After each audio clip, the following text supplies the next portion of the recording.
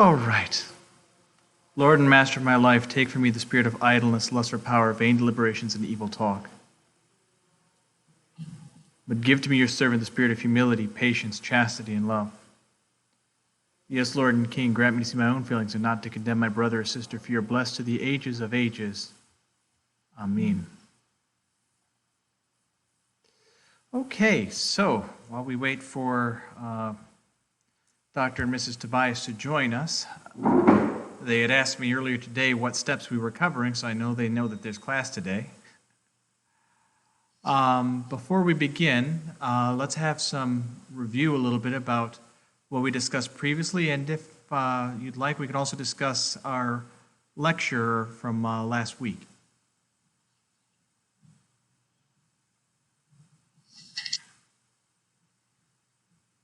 I'd like to thank Steve. Correct. We are finally entering into the last sections of the ladder, in which we are going to start embracing the virtues and basically learning how to become more like God. And so for this one, we are tackling two praiseworthy virtues of meekness and humility, both of which, of course, are paramount to the spiritual life. And many of us think that we have come close to them, and then the second you realize where they actually are, we realize pretty much how far away we are. But before we go into discussing meekness and humility, did anyone want to go over anything that we've talked about in the previous classes, or anything that was left kind of ambiguous before we got to this point?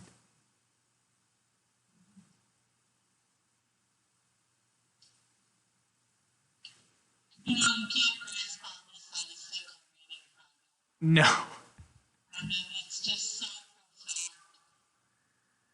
It's one of those things that Articulates an adult understanding. I mean, I think the best thing I can do is to reread it and reread it again. and with After lecture, one of the points I feel like I have to pause and try to digest it. this is not something that can be read in a single setting and just absorbed.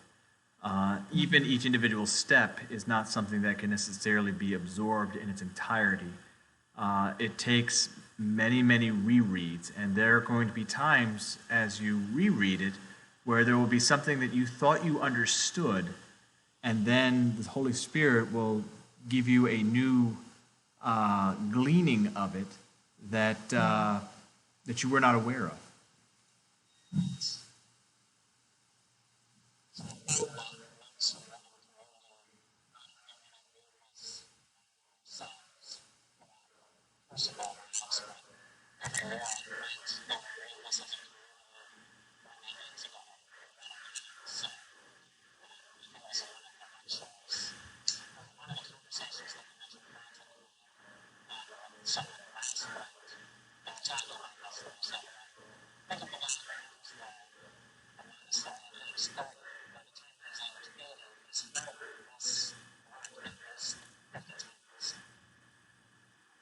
Yeah.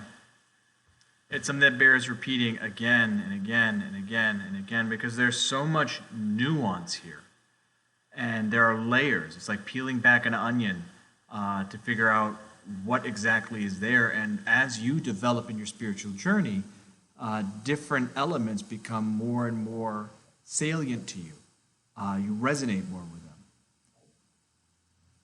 And especially now that we're coming into the high virtues, because there are some that would look as like, well, why don't you just focus on these first? Well, you can't look at these until you understand their antithesis.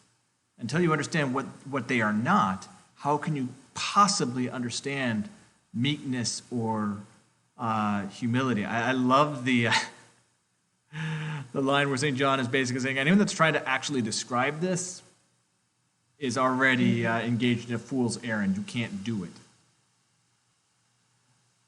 So let's go ahead and step into step 24.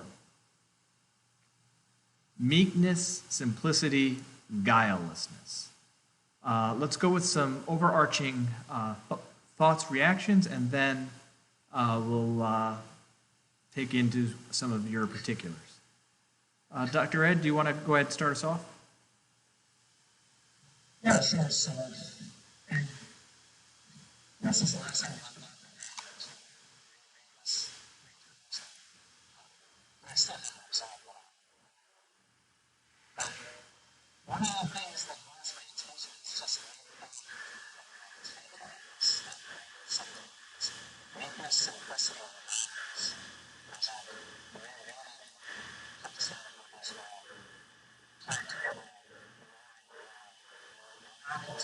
not into these things are synonymous with authentic. Mm-hmm. Not really associated everything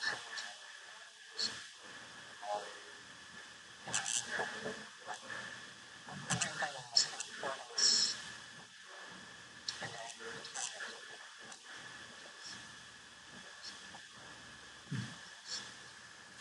It's good that you point out that the title itself is amazing, because what's interesting about this is that each of these three virtues that he's clumped together in step 24. I find it interesting that he's focusing on the fact that, yes, there are some people that by nature have it, but we're talking about obtaining it through habit and basically through acquiring it through hard work. Steve?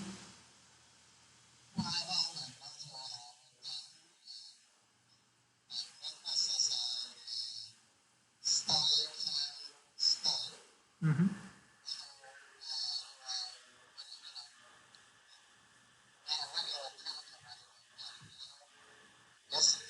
Mm-hmm.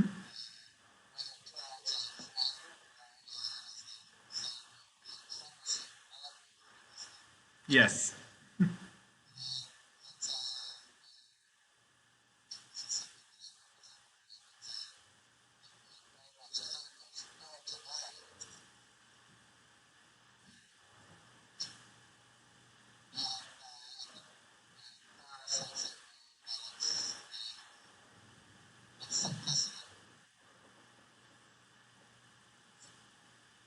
Yes.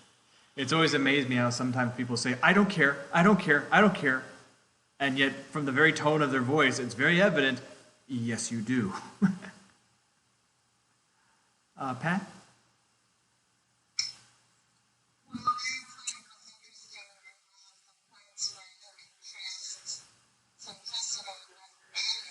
Mm-hmm.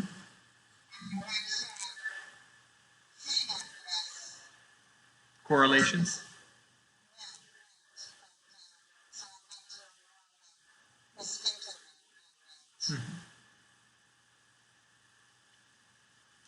Simplicity is kind of the opposite of arrogance and pride. And so when we were looking at the steps of anger, what was a lot of times the precursor to anger was pride, that you were offended, that you were upset about something because you felt that you were somehow slighted. Whereas with simplicity, what do you care? I have what I need. I know what I am. I don't need more than that. So what you're saying to me doesn't matter. You know, the ability to basically be calm, because at the end of the day, your needs are already met. Mrs. Tobias? Of step 24, correct.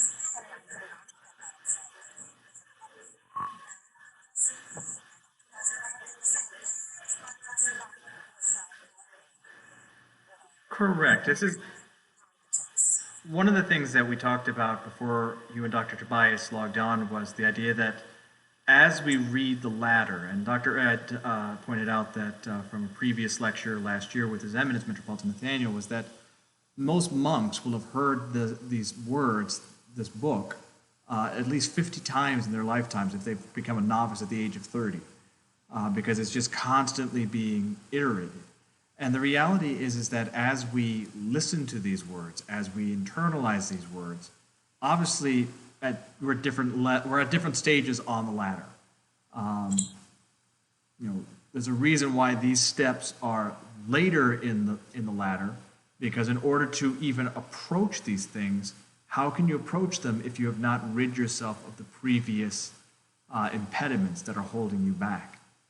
And so what this chapter is very good for is understanding kind of what we are aiming to be. This is one of the things where I look to, for example, a book that was written, I think it's called The Guru, the Old Man, and the Abbot, where it looks at the disciplines of Hinduism, Buddhism, and Orthodoxy, and talks about how, on the surface they look very, very similar, because once you've achieved these things, you have this kind of almost like a Zen, to use the modern day understanding of it, attitude of just, well, nothing bothers me, I'm above it. But what we see as we look deeper in this is that it's not just about the image of, oh, it doesn't bother me. Because that can very quickly go into vaingloriousness and thinking like, oh, I'm above all these things. Ooh, I'm above what I would consider to be incompetence. And then realizing like, what am I even thinking? I've already lost it all. I've gone down a rabbit hole of judgment and losing myself. Dr. Tobias?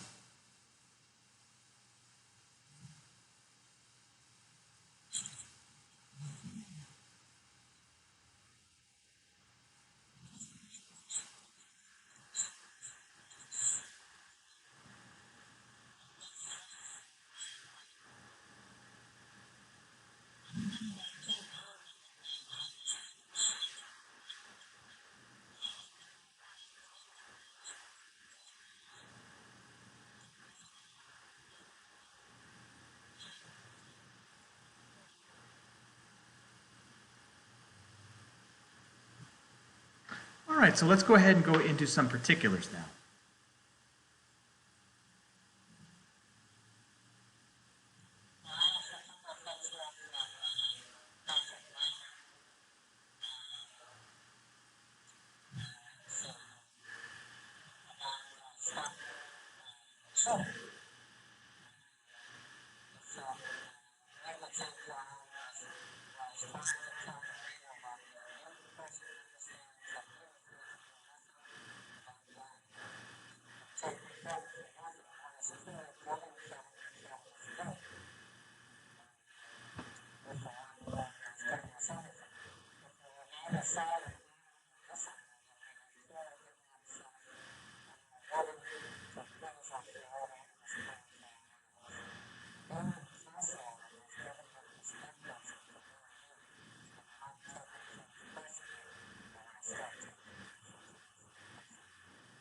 Mm-hmm.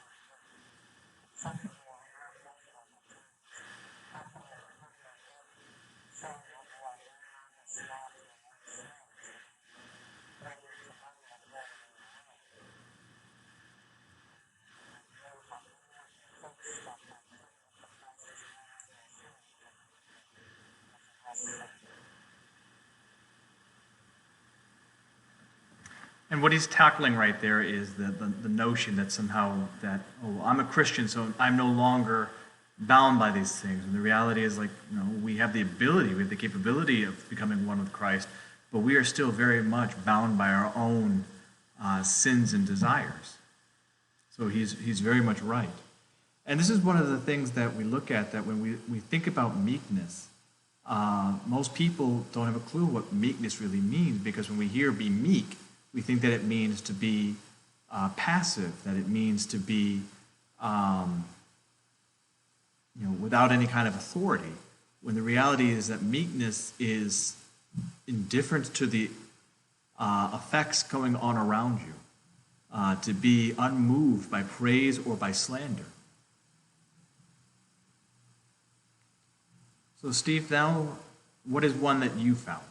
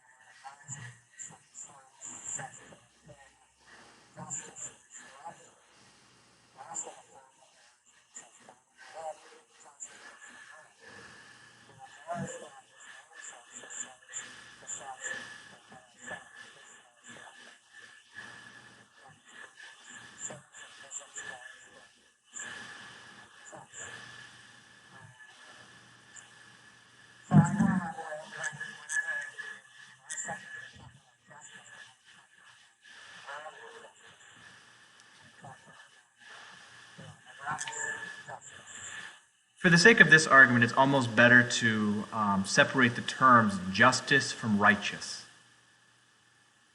dikaiosune, because what we're looking at here is a higher grade of this idea of justice. And that's where obviously what you're talking about, the difference between worldly justice and divine justice, are very different things. For example, in a defensive war, where enemy soldiers are invading, soldiers will kill.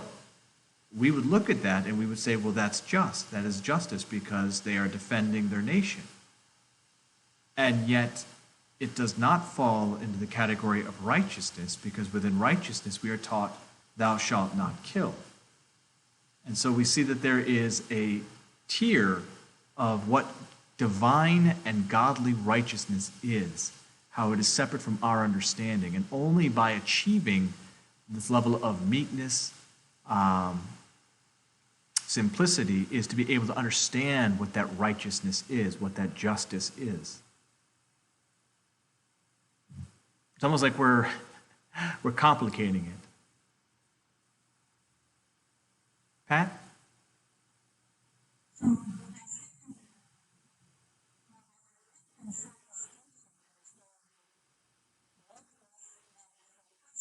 Yes. They're not the same. None of those three are the same. They're in the same family of virtues, but they are unique virtues unto themselves.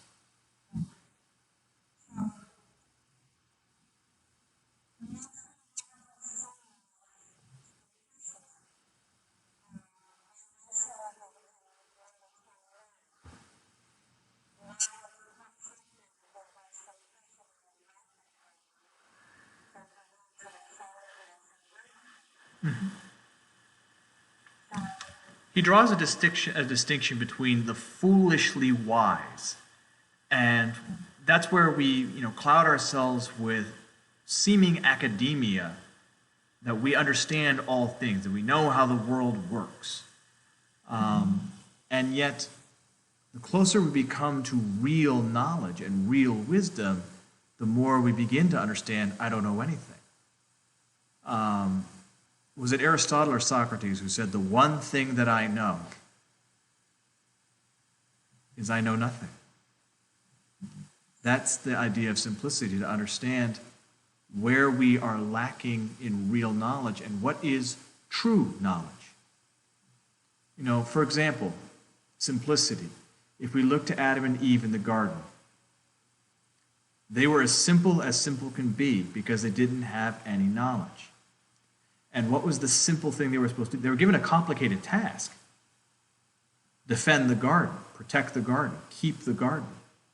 They had no idea what from because they didn't know what good and evil was. So what were they supposed to do? What was the simple task they were supposed to do? Not just listen to God. Turn to God. Ask Him for help. To say, we don't understand. We don't know how to accomplish this thing. The simple answer, I need to go to my parent. And so instead we make it complicated. We try to understand things. We try to figure things out. When the reality is it's much more simple than that. To look to the divine. As a little joke that I heard when I was in seminary, there came a point where mankind was able to mimic the creation of mankind from the dirt. That through science and technology and spinning and doing all sorts of things, mankind had figured out exactly how to clone a human being from the dirt, the exact same way that God did it. And so the scientists said, God, we no longer need you. Your greatest creation is mankind, and now we can do it. We have the power to create man the same way that you did. We don't need you. And God said, really? You think you can make man as good as I can? And the scientist said, yes, exactly so. We are that confident in our ability, in our science, and our knowledge. And God said, okay, fine. If you believe that, then let's have a small contest. Let's see if we can both make a human being, and whichever human being is better, we'll say that that person wins. Does that sound fair to you? He said, yes, God, that's fair. And so the scientists grabbed the best dirt they could find. They started running it through all of their machinery, and God said, whoa, what are you doing? And the scientists said, we're extracting this DNA sequence from this, and this molecule from this. And God said, whoa, you're getting ahead of yourself. Get your own dirt.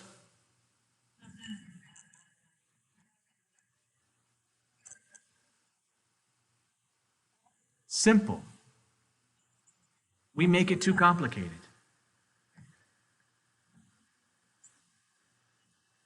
Dr. Tobias?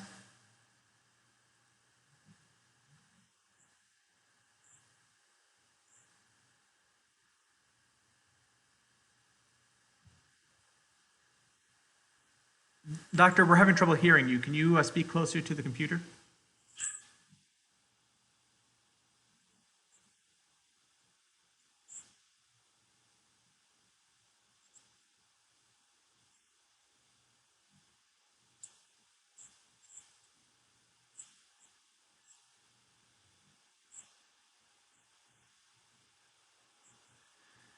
Correct. That simple childlike purity. That's why children can see God. Because when we're simple, when we're pure in that way, our eyes are not clouded with the gook of sin and worldliness. And so that's why Jesus Christ, when he grabbed the child and put it on his lap and said, this is the kingdom of heaven.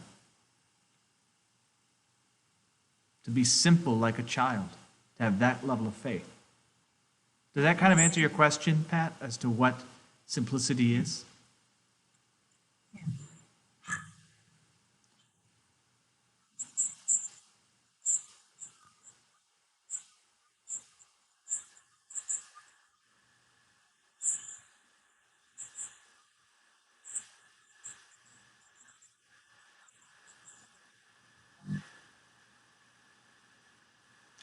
All right, going to you, Mrs. Tobias. What?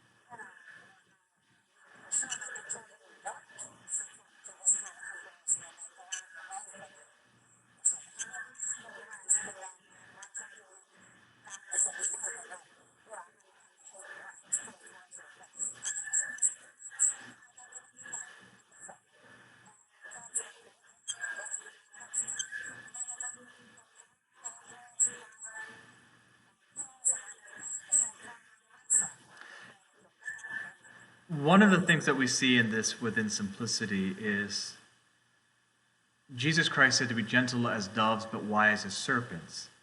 And the problem is that what sometimes happens with rearing children is we do the right thing by not exposing them to evil, but in the same way that Adam and Eve did not understand how to deal with the evil, these people become influenced and drawn down a dark path. And so what's very, very necessary for parents to do with their children is to teach them how to think for themselves and to not be led astray. And that's a very, very difficult thing. But what is more important that what he is talking about is the idea of the vigilance and the guarding, and how it's very easy for an honest, good person to fall. Falling is very, very easy. And you think to yourself, how could this person fall? How could this person that was so high fall? It's very easy. And that's why it's important to have obedience and guard our tongues, guard our minds, guard our thoughts, so that we do not get taken down so easily. Dr. Ed? Actually, Mrs. Tobias, you said you had a second one?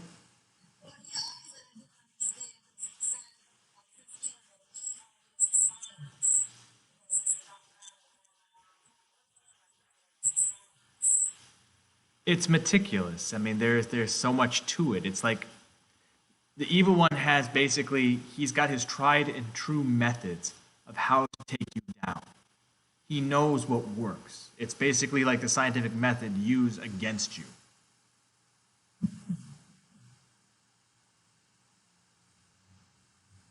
And yet, like you said, and yet people are completely unaware of it. Why do you think it is that you've never had a thought, and then suddenly a dark thought hits you that you'd never had before, and then suddenly it keeps coming at you? It's because he's tested and realized this is the thought. This is what I'm going to get. This is how I will bring this person down. There's a scientific method behind it. It's like you said, a diabolical deformity that is basically leading you down deception into destruction. Dr. Ed?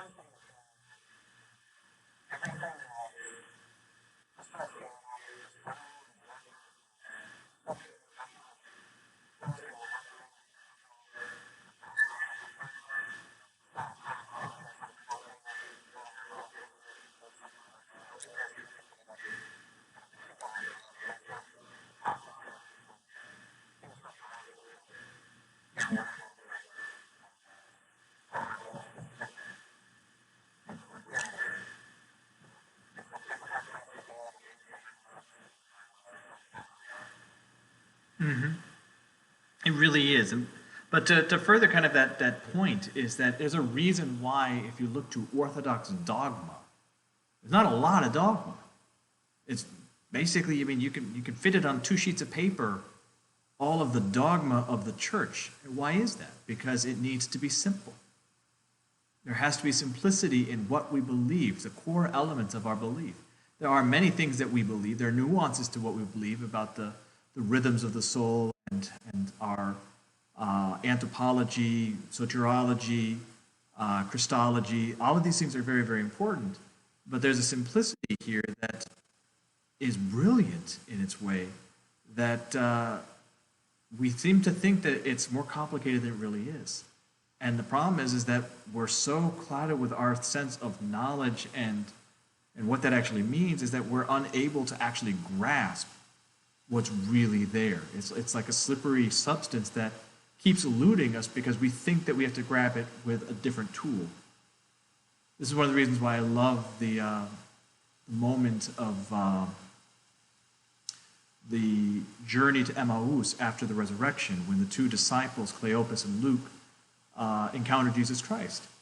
And he gives them the biggest Bible study that you could have ever imagined. He unlocks the scriptures, telling them every prophecy concerning himself. A Bible study by Jesus Christ, that's beyond knowledge. They still didn't get it. They still didn't realize who it was that was walking with them. It was only in the breaking of the bread, the Eucharistic assembly, the simplicity of actually participating in the sacraments, that they knew and understood God. And so in order to actually grasp that is important. Case in point, I mean, we're looking right now at the pandemic and how many people are terrified of the chalice, that they don't want to take communion because they think that there's possibility of getting COVID or sickness from the chalice. We've put so much academia and thought process into this without recognizing the simple reality. It's the body and blood of Christ, the source of life and immortality itself. It's not complicated. It's Christ himself that is on that spoon. It is the fire that burns the unworthy. There is much to say about it. As far as the science behind, what particles is this, what molecule is this, I don't know and I can't know. All I know is that it is life eternal in that chalice. And to look at it with that kind of thought process, we've complicated it and made it completely other. And that is, again, this diabolical deformity that the evil one takes us down, despite looking at the simple fact of the matter, what it is, how we are interacting with it. Sorry, I'm going to get off my soapbox.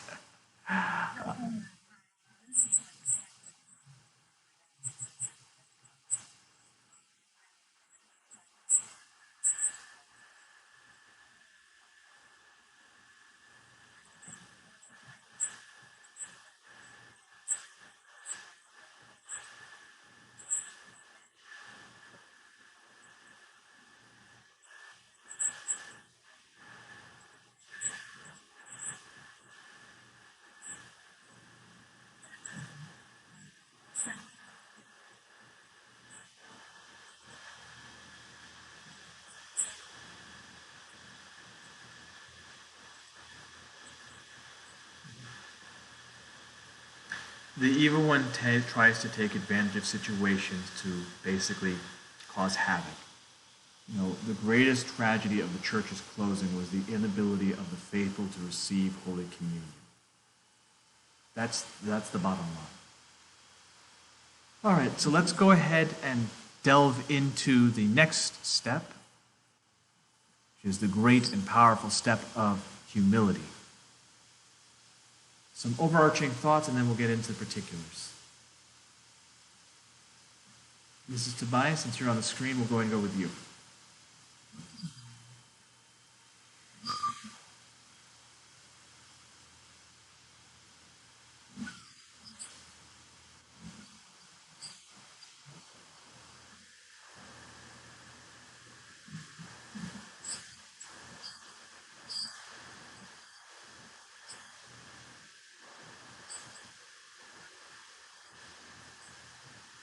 Mm-hmm.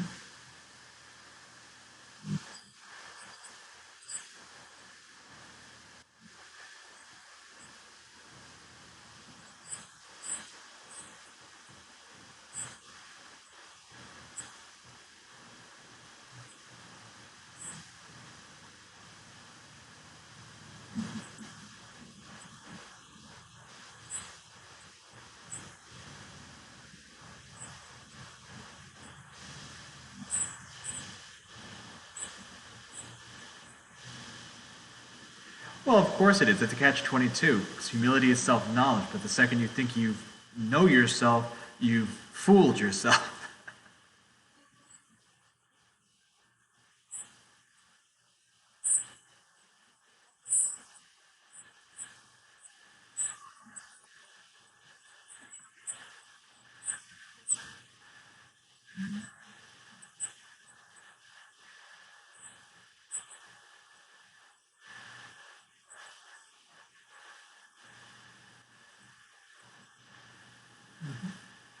Dr. Tobias?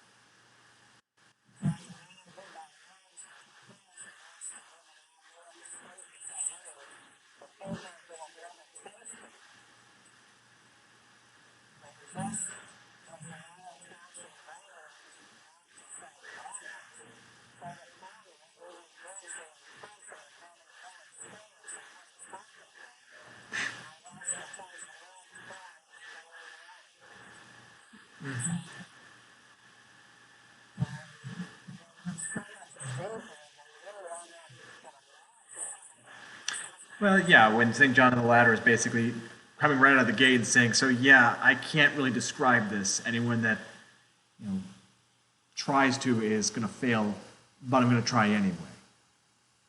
Steve?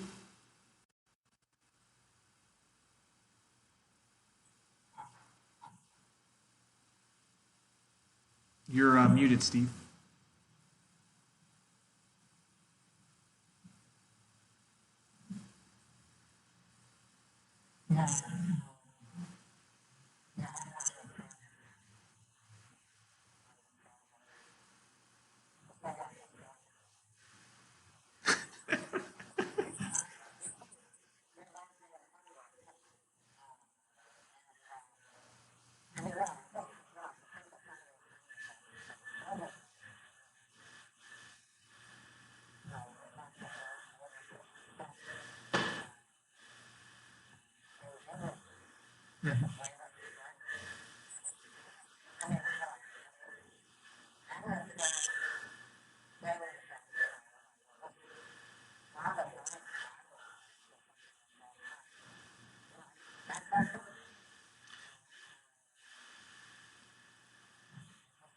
This is something that I've encountered many times, the people that get very upset, obviously because we still have pride, is that basically, and this is where you can find joy in getting mistreated, is that at the end of the day, you're answerable to one person, Christ.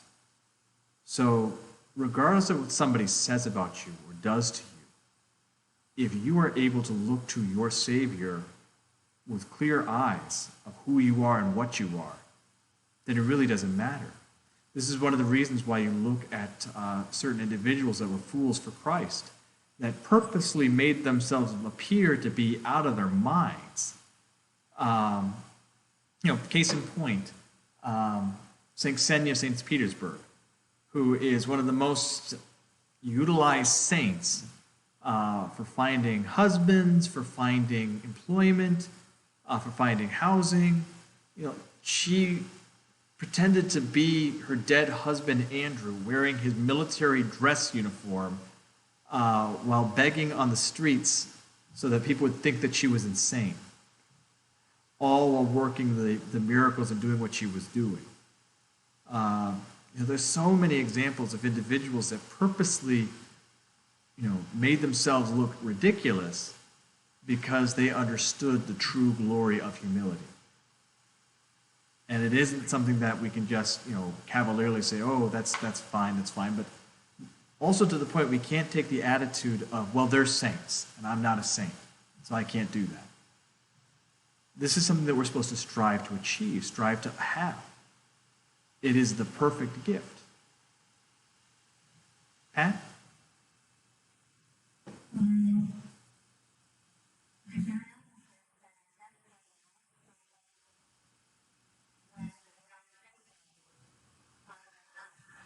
Mm-hmm.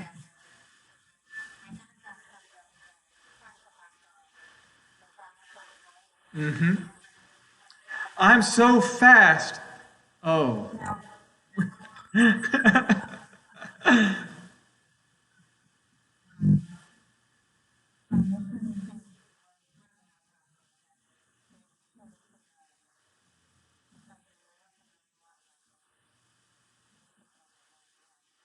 No, it's like the monk in, I can't remember which substep it was, where he basically listed the virtues on the wall, looked at him and go, nope. Dr. Ed?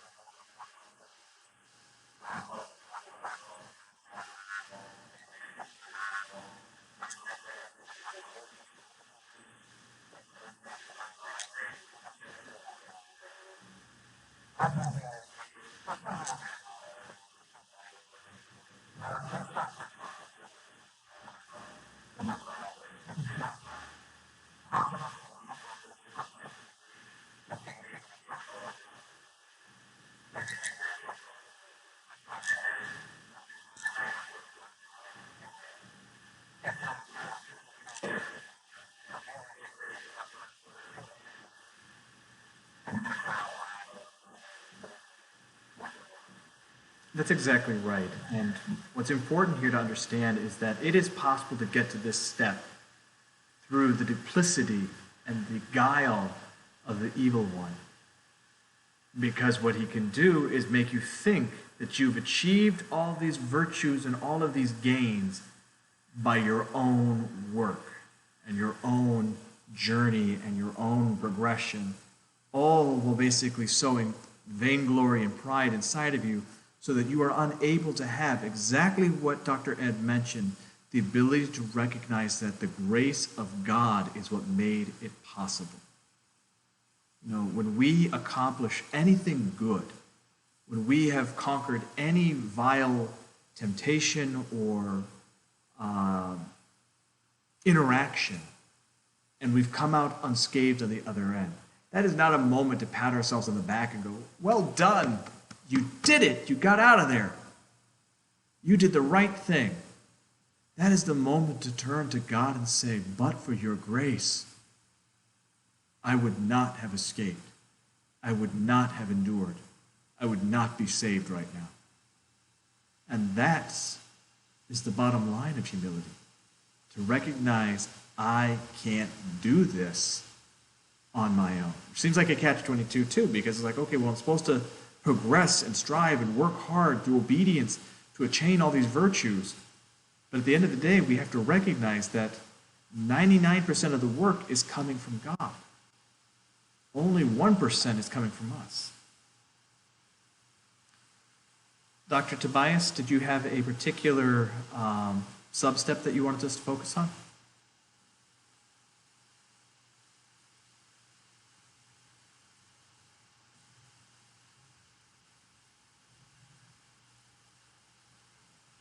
If not Dr. Tobias, Mrs. Tobias?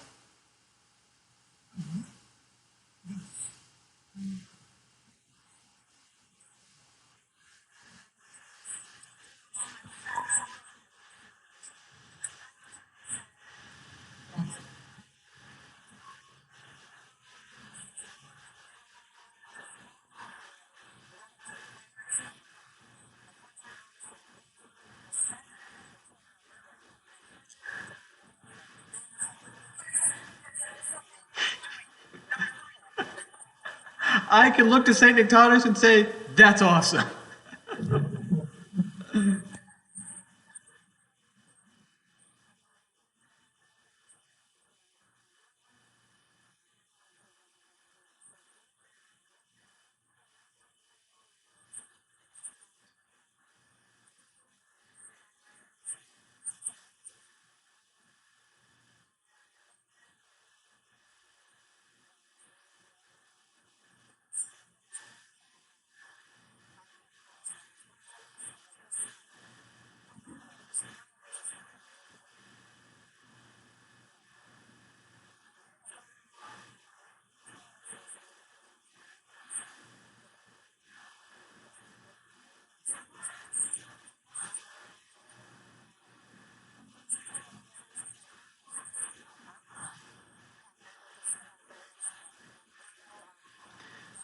Elder Thaddeus, who I think at some point is going to be canonized, spoke about this in his work, Our Thoughts Determine Our Lives, that the majority of the saints that he encountered and saw were not monks or clergy, but were regular lay people.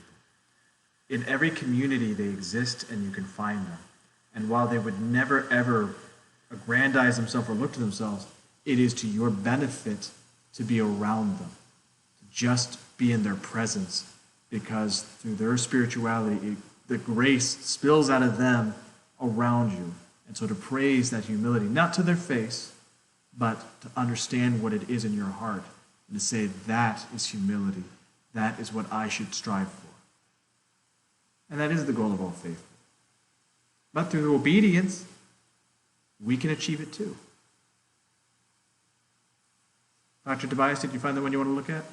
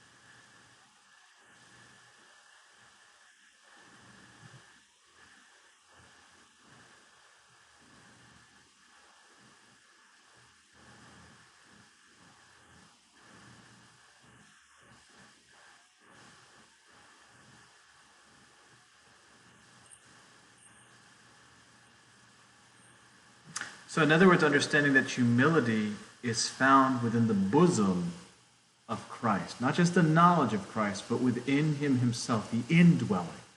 This is one of the reasons why we see the saints where they have the halos, is because the grace of God, that grace that we're talking about here, that indwelling, has now completely covered them. It's found not in knowledge, not in word, not in text. That's why the Orthodox Church doesn't look to any one father as or mother as the hero and all of orthodoxy. It is only found in Jesus Christ. Everything is about trying to get us to him. Steve?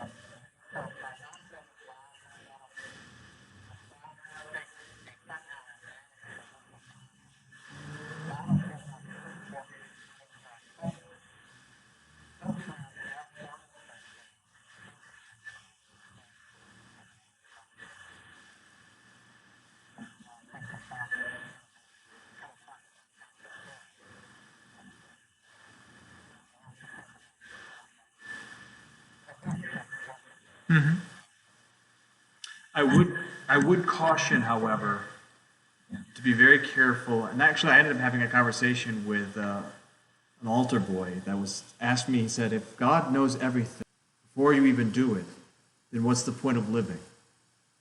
If it's already mapped out for you. In other words, God has the plan, it's already mapped out.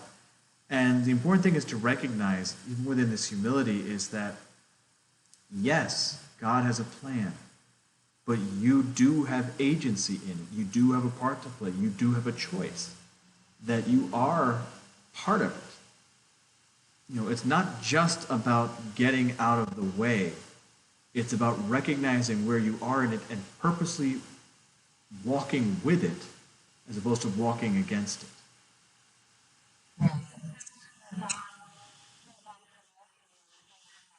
Mm-hmm.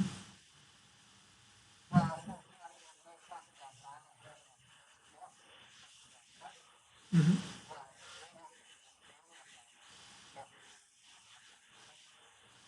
And that's what humility is, to understand what they are.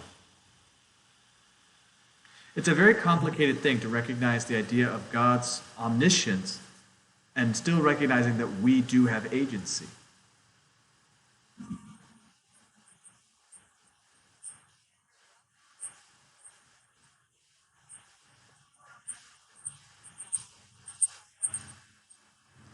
True, but let's look to the history of mankind.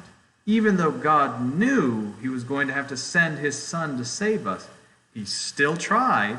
He gave the Ten Commandments. He gave the Jews kings. He gave them freedom from Babylon. He gave them judges. Every single time. And you've heard the expression many times, I'm sure. We close a door, God opens a window.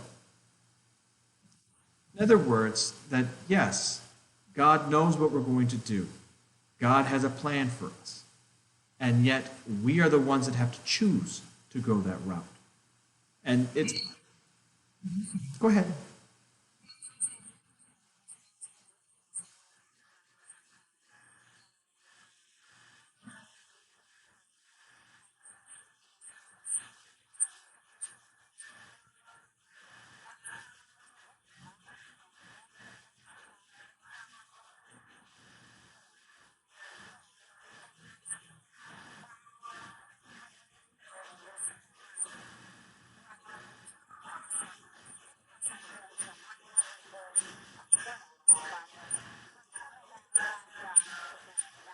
It's a charisma, in Greek is what it's called.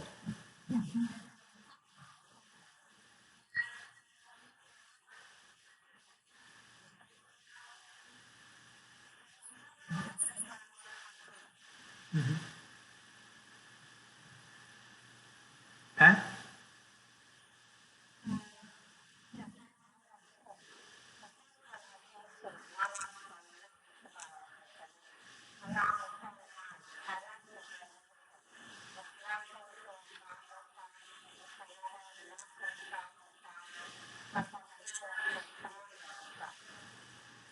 Mm-hmm.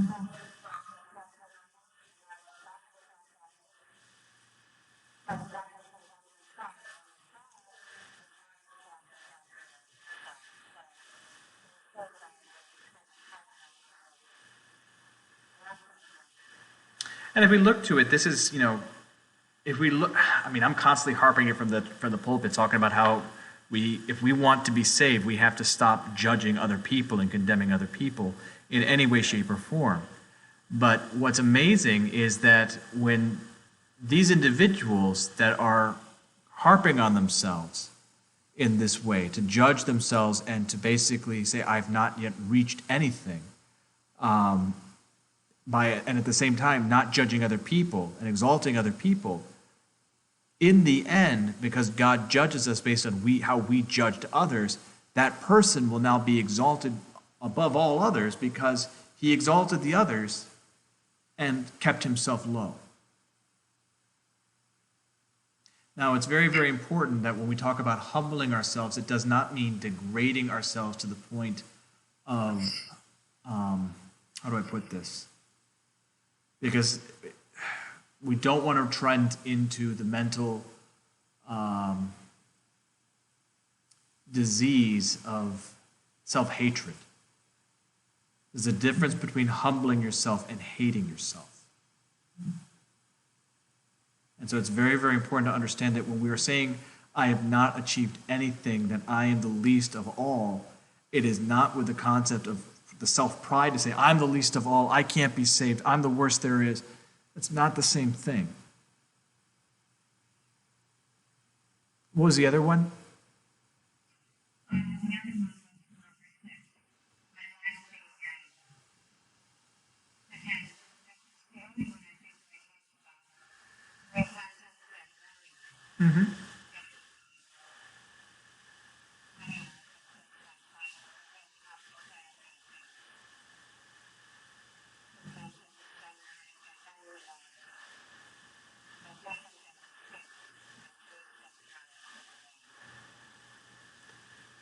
It's very, very important that we understand the individual components of our salvation and understanding how they come together. And so, yes, this is beautiful allegory of bringing them together.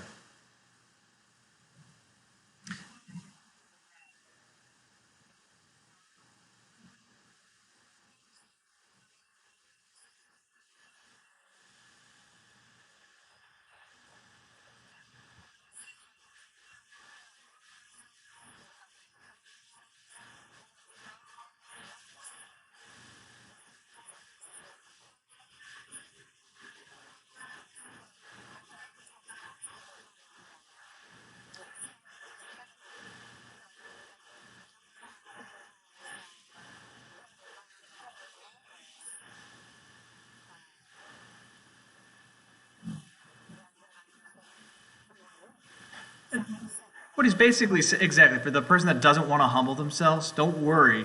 People are going to comment anyway. And if you are wise enough to actually take that in and go, huh, I need to change, then that's a gift.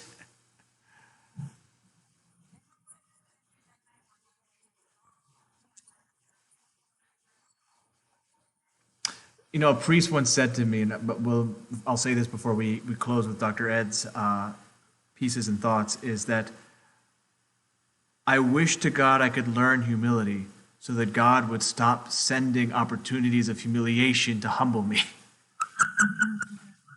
All right, Dr. Ed.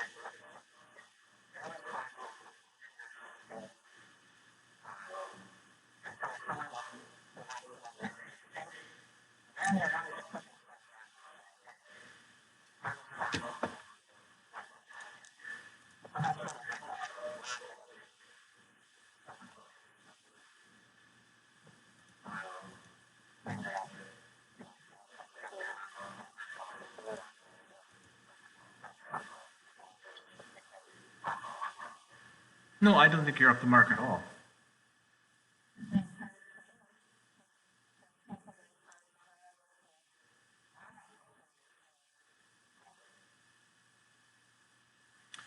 But the,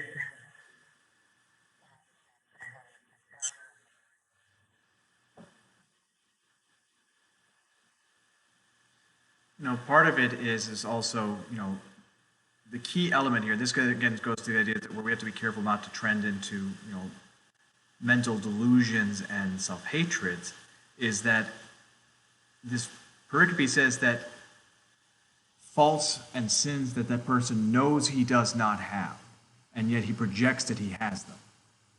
That, oh, I'm talkative, or oh, I'm too judgy, even though that person would never judge anybody. And by putting those on them, it's also putting a hyper awareness of them.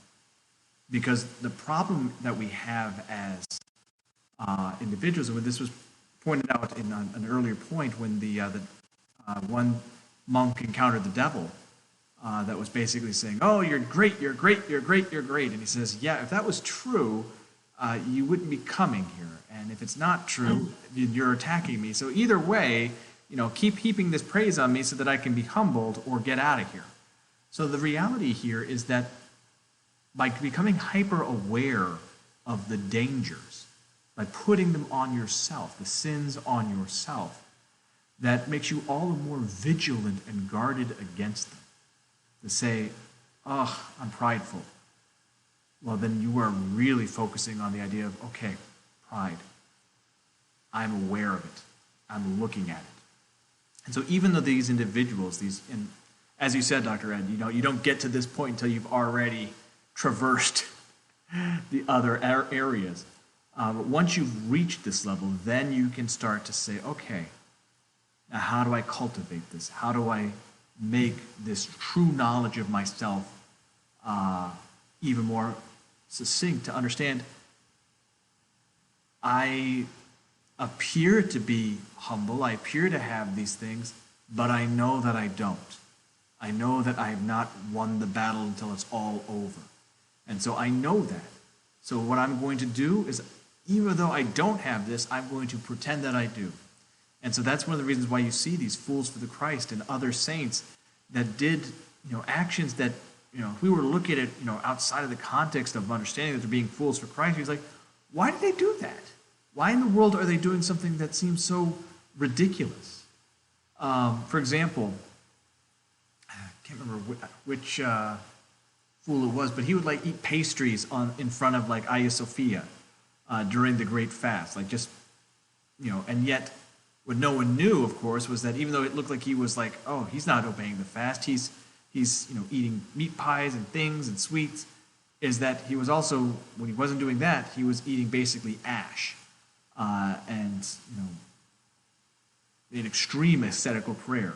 So he gave this impression that he was not a good faster, when the reality was this was a person who had mastered fasting beyond something that any of us could ever imagine, and yet he was giving this impression that he hasn't. So,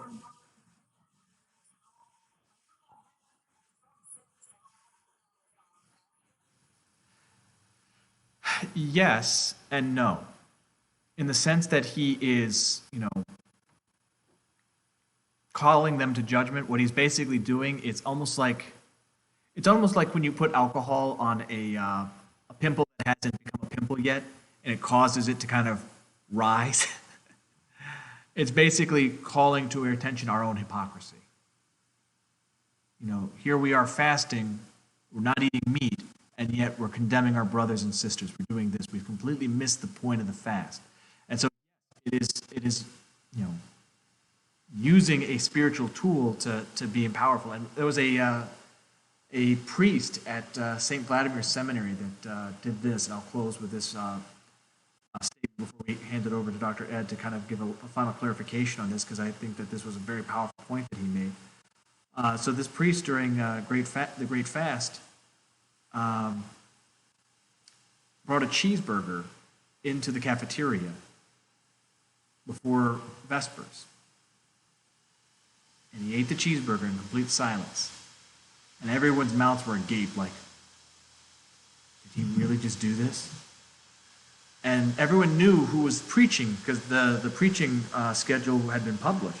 He was preaching that night. What in the world is this guy going to preach about? So he comes out, he goes to the pulpit, and he looked at all of them, one by one. Then he spoke 3 words. You judged me. And he walked back in.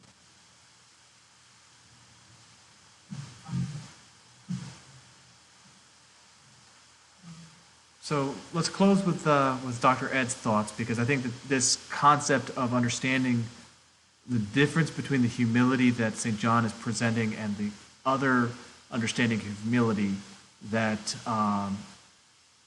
is pushed through a lot of orthodoxy, that there is a slight difference, and he's right to point it out, that the idea of putting on the responsibility of the world on your shoulders, especially when you've reached the point of, which I would think that what Dr. Ed is talking about is one step off of theosis, when you have taken on that. Because then you truly are becoming Christ-like. Is that kind of where your thought process was moving towards, Dr. Ed?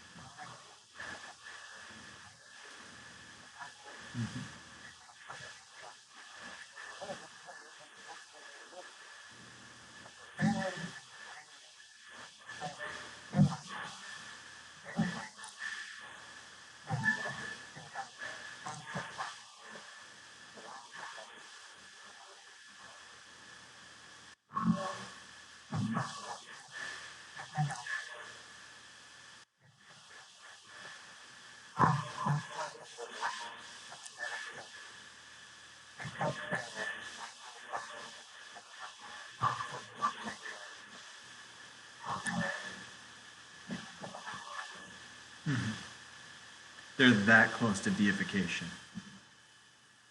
Powerful, powerful stuff, everybody. We will not be having class next week. Bishop Athenagoras of Mexico will be talking in Spanish at our church. Obviously, the following week is Holy Wednesday evening, and then the following week is Bright Week, so we will resume after that.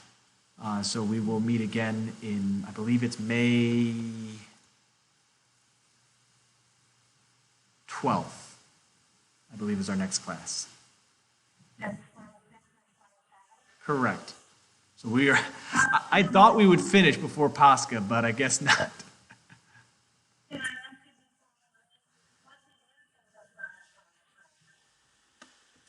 I thought it was very moving. Seeing the humanity in the most fallen individuals. Obviously, we have to be gentle and yet wise. One thing that I kind of wish that Father Paul had talked a little bit about was and he did to an extent towards the end, where he said basically that there was an understanding of there needs to be personal responsibility, that if people don't take it upon themselves to make themselves available to come to the services, well, that's on them. I can't baby them. But to understand that,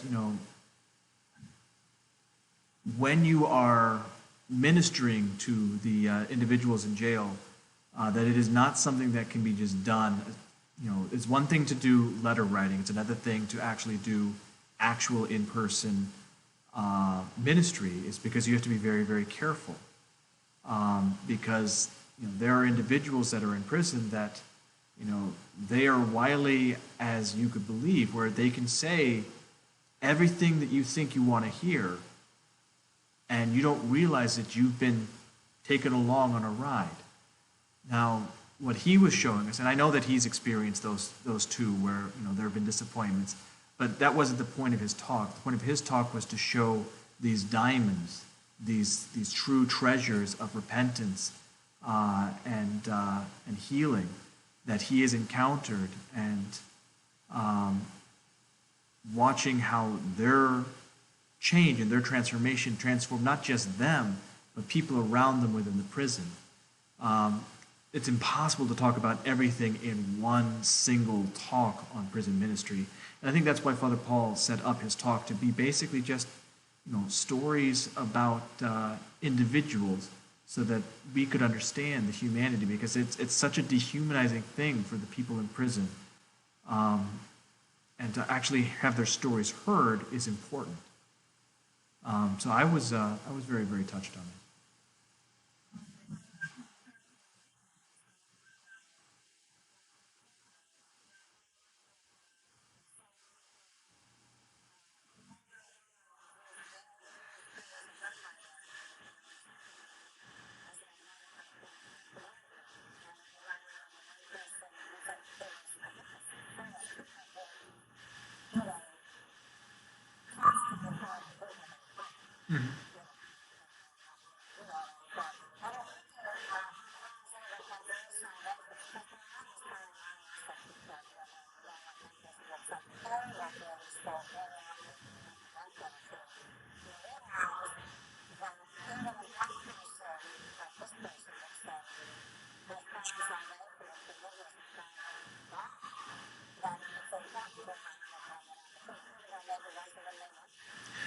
What's amazing to me too is, and this, not just at Father Paul's prison, but in other prisons, where there have been individuals that have become tonsured monks inside of the prison, and that have been, serial killers, worst possible sins you can imagine, and yet they've become so holy, so good, that of course, when they're eligible for parole, everyone's like, well, of course they should go out.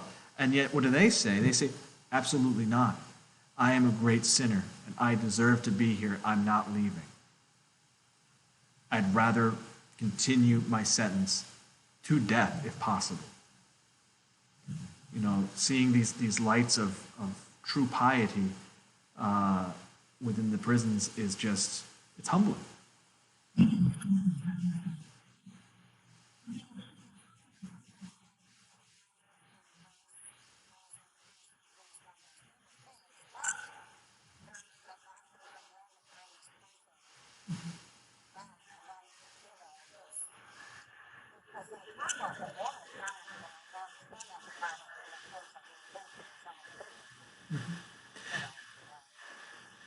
If you really want to learn more about things like that, of course, reading Father Arseny, the confessions that he experienced in the Gulag, of some people that were there because they kind of deserved to go to the Gulag, and yet they found salvation through their interactions with Father Arseny.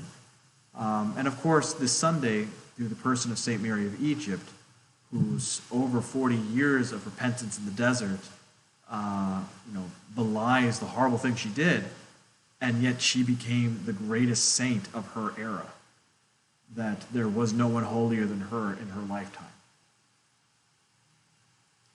So powerful, powerful things. And I'm very, very grateful that Steve and Pat arranged for Father Paul to come speak to us and to be our Lenten lecture this year.